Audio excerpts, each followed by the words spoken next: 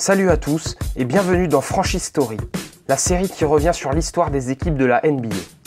Retour aux origines, anecdotes et moments forts, Legendary vous replonge dans le passé pour mieux comprendre où en sont les franchises de la ligue actuellement.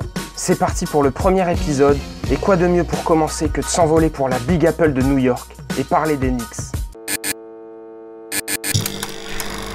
On the floor for the Bulls, along with Michael Jordan.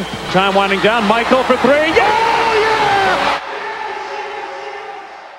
En 1946, un grand monsieur du basketball américain nommé Ned Irish crée l'équipe des Knickerbockers de New York.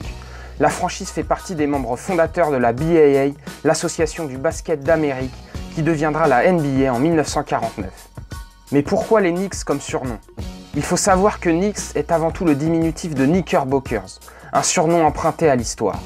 En effet, ce terme définit les pantalons que portaient les immigrés néerlandais lors de leur arrivée dans le Nouveau Monde. Beaucoup d'entre eux se sont implantés à New York, d'où la référence qui leur est faite par Ned Irish, propriétaire de la franchise en 1946. Il reste à jamais comme la première équipe à avoir signé un joueur afro-américain, en la personne de Sweetwater Clifton.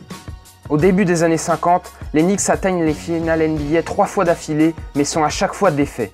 Ils comptent dans leur rang des joueurs comme Harry Gallatin, Dick McGuire et Carl Brown. En 1962, les Knicks se trouvent du mauvais côté de l'histoire. Ils sont l'équipe contre qui le grand Will Chamberlain inscrit ses mémorables 100 points dans une victoire des Warriors de Philadelphie. Les Knicks reviennent aux avant-postes avec la draft de Willis Reed, le pivot, en 1964. Ils gagnent le titre de rookie de l'année, puis en 1967, un nouveau duo est à l'affiche avec Willis Reed et l'arrivée de Walt Clyde Frazier. En 1970, ils atteignent le bilan de 60 victoires pour 22 défaites et arrivent en finale NBA face aux Lakers de Jerry West, Will Chamberlain et Elgin Baylor. Après une blessure pour Willis Reed qui n'annonce rien de bon, le pivot revient pour le Game 7 et plante les 2 premiers paniers du match. Puis c'est Walt Frazier qui prend feu et qui termine la rencontre avec 36 points et 19 passes. Les Knicks réussissent à s'imposer et glanent le premier titre de leur histoire après une victoire 4-3. Par la suite, les Knicks enregistrent les arrivées du somptueux rebondeur Jerry Lucas et de Earl de Pearl Monroe. Ils atteignent à nouveau la finale en 1972, mais cette fois, ils perdent.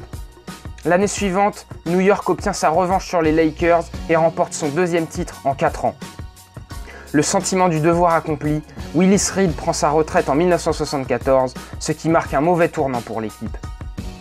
La fin des années 70 et le début des 80s n'est pas glorieux collectivement, bien qu'un monstre individuel comme Bernard King porte le maillot des Knicks. L'équipe regagne de sa superbe lors de la draft d'un certain Patrick Ewing en 1985. Dès sa première saison, Ewing avoisine les 20 points et 9 rebonds de moyenne, mais les Knicks gardent un mauvais bilan collectif. Au fil du temps, ils acquièrent John Starks, Charles Oakley et Maurice Cheek, le tout orchestré par Pat Riley, et sont de retour au premier plan. Ils obtiennent le splendide bilan de 60 victoires pour 22 défaites lors de la saison 92-93 et leur rivalité avec les Bulls de Michael Jordan est au beau fixe. Malheureusement, ils repartent chaque année la queue entre les jambes, battus par la bande à MJ. Une éclaircie s'ouvre lorsque Jordan prend sa retraite en 1993 et lors de la saison 94, les Knicks arrivent en finale, enfin, 20 ans après les dernières qu'ait connu le Madison Square Garden. Un gros duel entre Patrick Ewing et Hakeem Olajuwon sur lequel j'ai déjà fait une vidéo a lieu, et c'est le pivot de Houston qui en sort vainqueur et qui douche les espoirs des Knicks. En 2000, Patrick Ewing prend sa retraite et reste comme un des tout meilleurs à n'avoir jamais porté le maillot bleu et orange. La franchise tente les paris Latrell Sprewell et Stephon Marbury, mais va vite déchanter. Les années avec Isaiah Thomas comme directeur sportif sont baignées dans la controverse, mais les choses semblent aller mieux quand Amar'e Stoudemire et Carmelo Anthony rejoignent les Knicks en 2010. Ils retrouvent les playoffs lors de la saison 2010-2011, mais prennent une sacrée raclée face aux Celtics de Boston, 4-0. Ils passent enfin un tour de playoff en 2013 avec un Carmelo Anthony du feu de Dieu, mais la suite n'amène que peu à retenir. De belles rivalités avec les Lakers dans les années 70, les Bulls dans les années 90, le fait que la franchise soit restée à New York depuis la création de la ligue, les New York Knicks sont définitivement une franchise emblématique de la ligue, bien que trop souvent décevante pour ses fans. A bientôt pour une prochaine vidéo de Legendary. Si vous appréciez le concept, faites-le moi savoir en aimant la vidéo et en vous abonnant à la chaîne. Prenez soin de vous. Ciao l'équipe!